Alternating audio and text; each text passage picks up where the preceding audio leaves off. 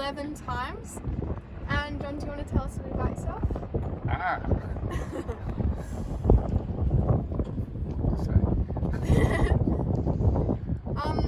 So what boat have you used and what boat do you think is the most reliable? This is a ISOBel 39 feet.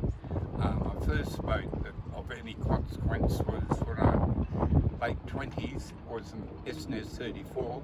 ISOBel means McLachlan Stephen, designed in New York, and that was a very good seaboat, and this is a very good seaboat.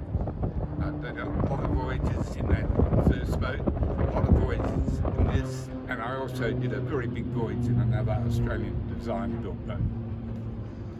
So Jon, how old were you when you first sailed, when you did your first circumnavigation? When I did my first circumnavigation in my 30s, so I'm a pretty old guy when I left, and I'm still old because I'm 81 and I'm still going. Some 3 or 4 years ago I was asked by some officials, yachting officials, would you sail again? And I thought, you're going to think I'm daft. I probably think I'm daft anyway. So I said I was. I said, no, I don't think so. I've been there, done that. But I've learned a lesson out of that. Never say never. So I'm lucky to go again. Never say never. And when did you start sailing? As a youngster, about 7 or 8 years, not a sailing dinghy, not racing it, but where we lived was very close to Royal Perth Yacht. So by the time I was 15 or 16, I was crewing at Royal Perth Yacht. But by the time I was 22 or 3, I bought my own boat because I had a business and I could afford that. And I ran that business for 20 years. And then I started sailing everywhere, and after that,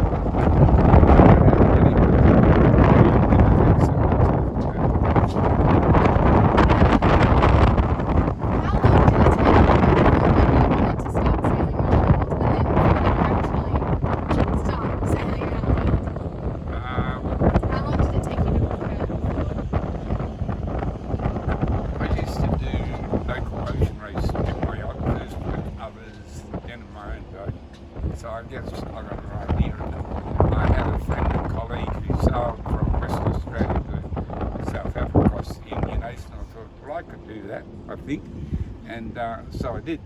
And the more you do, the more you sort of gain a little bit of knowledge. So I think a lot of people would say you're a bit old to be doing what you are now, which I probably am. But in another way I'm not, because I know what I'm doing and I know my limitations. So the boat actually carries the best gear and have made it more simple to sail, add more simplicity.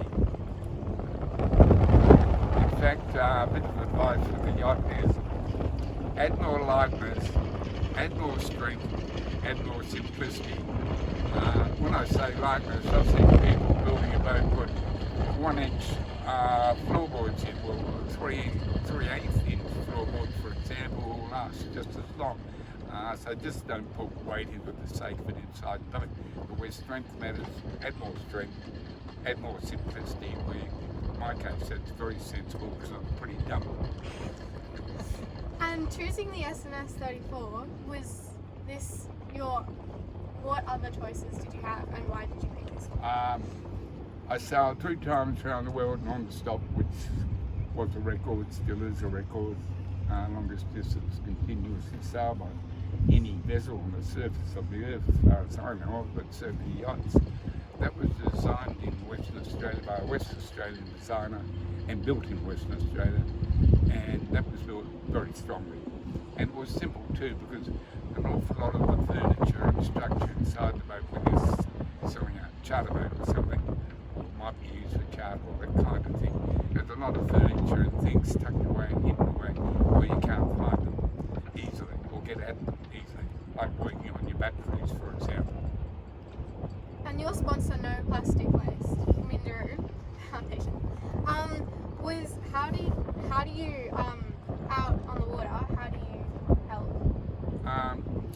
Just help draw it to their attention. Wearing this shirt today because you're here, probably time I changed it, and to reuse it because it's obvious the pollution that was because once our streets, the pollution that are in the streets of some third world countries, shocking. And I'm sure when plastic bags and things go into the mouths of fish or whales and other livestock, that's terrible. Not only looks terrible, it is terrible. But we all need plastic so far. Everything we have is plastic, so it should be reusable. So, since you've sailed around the world 11 times, every time has the water changed? Have you seen different things? Has the plastic and the pollution and the climate different? There are stretches where you do get a lot of pollution. I've seen that in the North Atlantic, and certainly I do remember leaving the Panama Canal, Gulf of Panama, going into the eastern South Pacific, seeing styrene foam for mile on mile on mile with current. Just lately, the last 6 years, when I've gone through that same area, I haven't seen so much. So they must be cleaning up Panama City. Perhaps when they had their former dictatorships, things were pretty slummy then. And now they have an elected government there which seems to be working.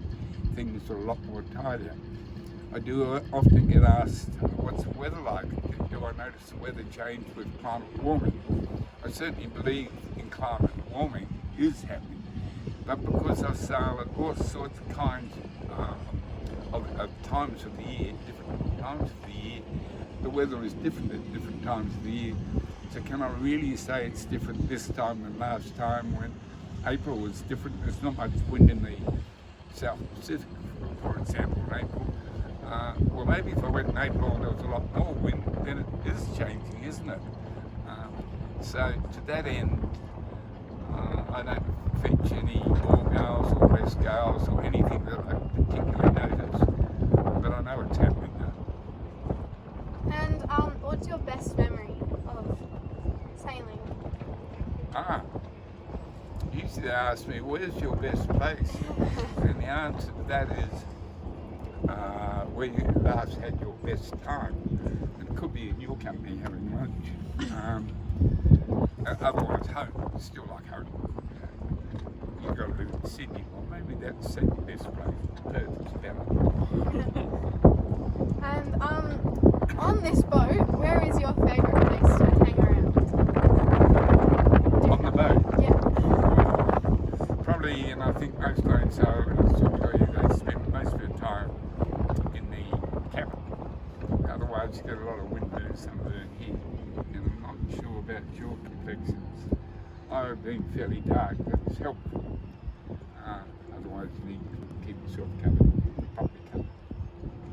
And what do you have to say to all the younger sailors who might want to sail around the world someday? If that's your ambition, do it. The only negative to it is you'll probably get married, so that'll stymie it, because you'll have a wife and children one day.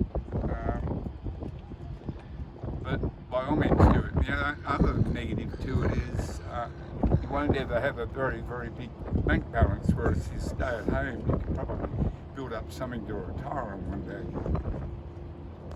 Well, thanks, John. But if you're young like you, well, you can do it in your 20s anyway.